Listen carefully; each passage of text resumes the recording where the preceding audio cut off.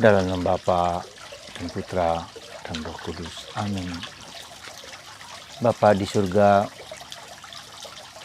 kami manusia seringkali dan banyak kali merasa ragu, merasa tidak pasti, dan memunculkan banyak pertanyaan-pertanyaan dalam hati, pikiran, dan perasaan kami tentang Engkau, tentang situasi kami, dan tentang situasi apapun juga. Karena itulah banyak dari teman-teman kami yang meninggalkan Engkau dan tidak percaya lagi kepadamu. Bantu kami ya Bapa, dalam kegelapan iman kami itu, kami dapat melihat secercah nyala terang yang Kau berikan kepada kami. Demi Kristus Tuhan dan pengantara kami. Amin. Para saudaraku yang terkasih dalam Kristus, iman itu tidak berarti segala sesuatu itu terang. Segala sesuatu itu jelas. Segala sesuatu itu seperti tidak ada pertanyaan. Tidak. Ada pertanyaan, ada berbagai macam keraguan-raguan, ada macam ketidakpastian. Kita bisa melihat dan mengerti bagaimana Thomas yang berkata, saya tidak akan percaya sebelum jari-jari saya mencucukkan di luka-luka Yesus. Dan ketika Yesus datang lagi di antara para rasul dan Thomas ada di sana, Yesus mengatakan, berbahagialah kamu yang tidak melihat namun percaya. Percayalah Thomas, ya Tuhan dan Allahku. Saudara, iman itu butuh perjuangan. Iman itu butuh pergulatan. Iman itu jatuh dan bangun, ups and down. Ya. Kadang kali kita berada di atas, kadang kali kita berada di bawah. Ada konsolasi, hiburan-hiburan yang Tuhan berikan kepada kita. Tapi banyak kali desolasi, ya kekeringan. Maka orang seringkali ketika pada tahap yang tidak mampu lagi ia tanggung, cukuplah sudah. Sekarang saatnya. Bahkan ada orang yang lebih jahat lagi, yang bukan lebih jahat, yang putus asa sama sekali lalu bunuh diri. Tapi ada juga orang meninggalkan imannya, meninggalkan Tuhan, lalu menjadi tidak percaya. Toh apa gunanya percaya kepada Tuhan, tidak ada hasilnya. Dan itulah yang terjadi pada dunia barat sampai sekarang ini. Mereka ateis, mereka kebanyakannya, jadi tidak seluruhnya. Tapi menganggap bahwa Tuhan tidak ada, untuk apa? Toh tidak ada gunanya, tidak ada yang perlu dipercayai. Segala sesuatu bisa dilengkapi oleh teknologi dan manusia semuanya. Saudaraku yang terkasih dalam Kristus, sekali lagi yang terjadi pada bacaan Injil hari ini adalah Yohanes Pemandi. Dia berada di penjara, kita tahu. Kemudian kepalanya dipenggal karena dia mengkritik raja bahwa raja tidak boleh mengambil istri saudaranya. Jadi seperti iparnya diambil oleh Raja Herodes. Dan si istrinya itu pun suka juga dengan raja itu. Jadi sama-sama suka gitu. Dan Yohanes Pembaptis mengkritik dia. Ya. Nah, karena itulah Yohanes di penjara.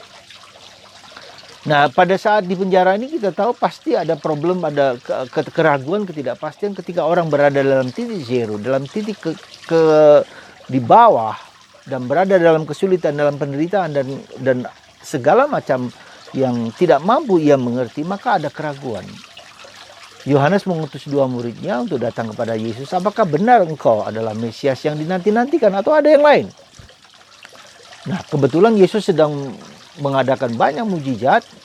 Kalau kamu tidak percaya apa yang saya katakan, percayalah kepada apa yang saya buat. Orang buta dicelikkan, orang bisu bisa bicara, orang tuli bisa mendengar, orang lumpuh di jalan, ya, orang miskin mendapatkan harapan. Coba, jadi di sini kita lihat orang tidak cukup hanya percaya kepada apa yang dalam pengetahuan, dalam pikiran kita, ya, dalam pikiran kita. Kita tidak bisa bersandar kepada rasionalitas kita, nggak bisa. Apa yang kita ketahui, apa yang kita mengerti tidak selalu pas dengan apa yang kita kenyataannya. Jadi kemudian juga Yesus mengatakan, kalau kamu tidak percaya apa yang saya katakan, percayalah kepada apa yang saya buat. Apa yang saya lakukan? Yang saya lakukan coba lihat, orang buta melihat. Jadi apa yang nyata konkret yang kita alami. Maka kita tidak cukup hanya mengerti, memahami, tapi mengalami bahwa Tuhan, maha kuasaan Tuhan. Ya, Tuhan berkuasa atas hidup kita. Tuhan yang menciptakan sukacita, kegembiraan, menciptakan kesembuhan dalam diri kita, menciptakan kegembiraan, sukacita yang tak terkirakan, yang tak bisa dilukiskan dengan kata-kata. Ya, jadi itu yang saudaraku terkasih. Nah, tetapi kita lihat bahwa itu pun tidak cukup. Jadi orang tidak boleh bersandar kepada apa yang dikatakan, tidak boleh bersandar juga pada yang perbuatan, tetapi bersandar pada iman. Ya, pada iman. Sekali lagi pada iman. Saya katakan iman itu lebih daripada pikiran, lebih dari tindakan, lebih dari apapun juga. Mengerti atau tidak mengerti, ya, percaya atau tidak percaya, tapi tetap percaya. Mempersembahkan hidup kita kepada Tuhan. Dan itulah proses yang seringkali Tuhan ingin lakukan dalam diri kita. Supaya kita tidak bersandar kepada hal-hal yang nampak, yang kelihatan. Kita tidak boleh bersandar kepada panca indera kita. Ya. Tidak boleh bersandar kepada apa yang kita lihat, apa yang kita dengar. Ya. Meskipun kita boleh bersandar seperti itu. Jadi saudaraku yang terkasih dalam Kristus, sebetulnya krisis-krisis seperti itu akan kita alami dari setiap orang. Kita akan mengalami itu. Untuk apa? Supaya kita lebih dalam. Hidup rohani kita tidak cukup hanya pada apa yang kita lihat. Hidup rohani kita tidak cukup pada apa yang kita dengarkan. Tapi sebetulnya dengan penderitaan, dengan kesulitan, dengan salib yang kita alami, kita mengalami malam gelap rohani, malam gelap fisik. Itu semua adalah cara Tuhan untuk apa? Untuk memurnikan iman kita. Sekali lagi, untuk memurnikan iman kita. Bagaimana cara Tuhan memurnikan iman kita? Itu dengan penderitaan, dengan kesulitan. Ya, supaya kita tidak bergantung dengan apa yang kelihatan. Mungkin juga tidak bergantung pada harta, tidak bergantung pada kekuasaan, tidak bergantung kepada apapun kecuali kepada Dia.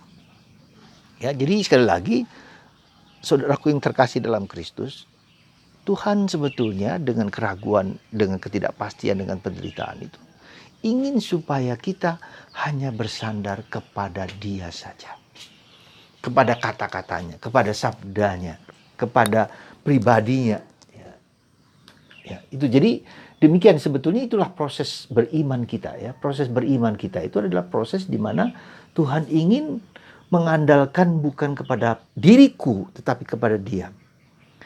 Nah, bukti yang paling nyata, bukan bukti lah, suatu kesaksian yang paling nyata dari hidup kita adalah peristiwa penderitaan, kematian dan kebangkitan Yesus, Paskah. Itulah dasar dari iman kita. Itulah dasar dari hidup kita. Karena itulah saudaraku yang terkasih dalam Kristus. Jadi Yohanes pun, jadi kalau kita lihat yang bersama Yesus, Thomas bersama Yesus, juga mengalami yang sama. Ada titik krisis-krisis dalam hidup kita. Dan krisis itu harus kita jalani, harus kita lalui. Malam gelap, apapun juga. Ya. Tidak bisa tidak. Siapapun kalau ingin maju lebih dalam, harus masuk di dalam proses yang tidak mudah ini. Ya. Dan itu harus kita jalani. Nah, saudaraku yang terkasih dalam Kristus, apakah Anda mengalami seperti itu? Ya. Pasti saya kira mengalami seperti itu. Maka Santa Teresa dari kanak-kanak Yesus, suatu saat ketika dia berada dalam di ruang sakit itu, dia mengalami suatu saat-saat titik-titik kritis dalam hidupnya, dan dia mengatakan, saya hampir-hampir tidak percaya dengan Tuhan karena penderitaanku yang begitu berat ini. Ya, sekali lagi, saya hampir-hampir tidak percaya kepada Tuhan. Lalu kita menjadi mengerti mengapa orang ateis menjadi orang tidak percaya kepada Tuhan.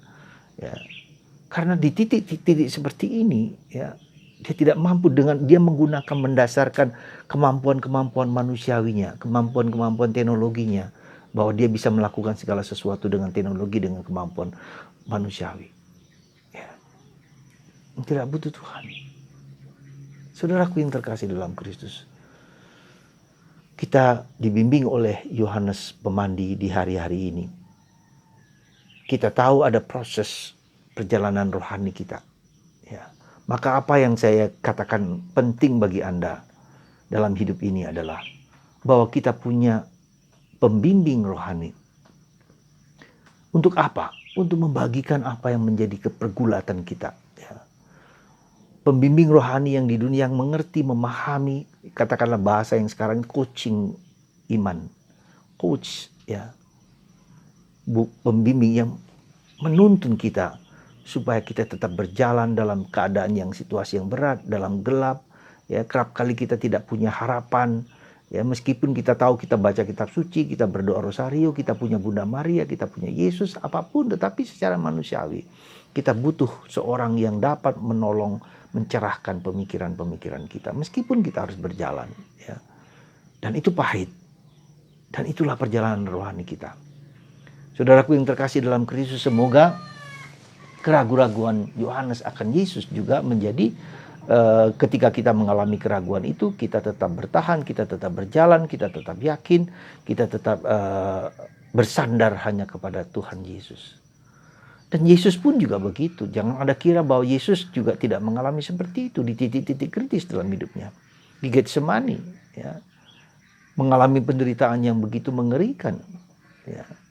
Hanya saja dia tidak mengungkapkan dalam secara detail bagaimana pengalaman-pengalaman kesakitannya itu.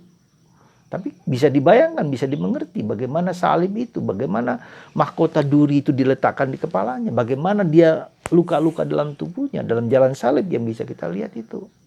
Tidak dikatakan, tetapi itu berbicara banyak, ya, tentang derita Yesus untuk kita manusia. Di kayu salib mengatakan, ya Bapa, ampunilah mereka karena mereka tidak tahu apa yang mereka buat. Pada saat seperti itu dia bisa menghujat. Pada saat seperti itu ada si penjahat di sebelah kirinya yang masih menghina Yesus. Coba lihat. Jadi semua itu dilakukan oleh Yesus untuk menjadi pendamping kita, menjadi kacamata kita. Maka ketika Anda menderita, pandanglah salib Yesus itu. Persembahkan diri Anda di salib Yesus itu. Kita akan mendapat konsolasi di tengah desolasio. Konsolasio penghiburan, kekuatan, tapi juga desolasio. Tuhan memberkati Anda. Saudara, Anda burung di dekat saya itu. Dia mengatakan, ya betul. Dekat itu, mendekat. Ya.